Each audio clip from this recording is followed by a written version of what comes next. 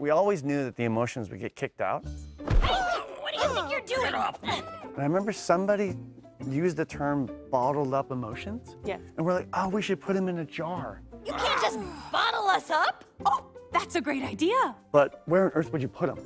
I remember doing an idea about secrets in bank vaults, that you can lock away your secrets. Yeah, and it felt very perfect for 13-year-old girl. I had a lot of embarrassing secrets at this age. we all did. Yes. At 13, every morning before school started, I would watch popular preschool television show. Yes. And I was just really comforted by it. Yeah. And I had been watching it all of my childhood. But if anyone ever figured out that I still watched these preschool shows, Oh yeah, totally.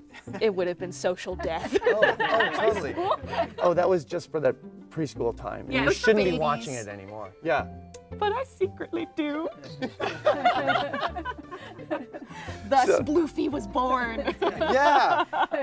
Make your way down to Bloofy's house. There was a point where we were like, let's do Bloofy in 2D. It all kind of clicked that it made sense that the show that Riley watched was a 2D animated TV show. Yeah. And that we would use that technique for this, and it would make the scene even more interesting because we're integrating different animation styles. It was just a really fun cinematic way of introducing a preschool character.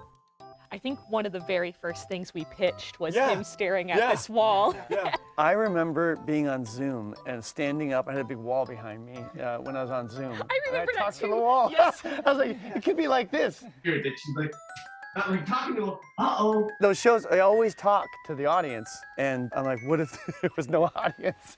So much of the research we did looking at those shows for kids of that age, the characters are almost like a teacher. It seems like they're always trying to give you an important lesson in the most like clear and broad way.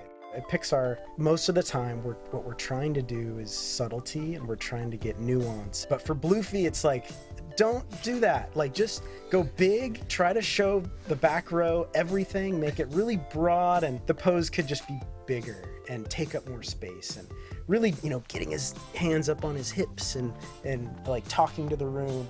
It's like the more obvious, the better. Do you know quid pro quo? We get you out of that jar, then you get us out of this safe.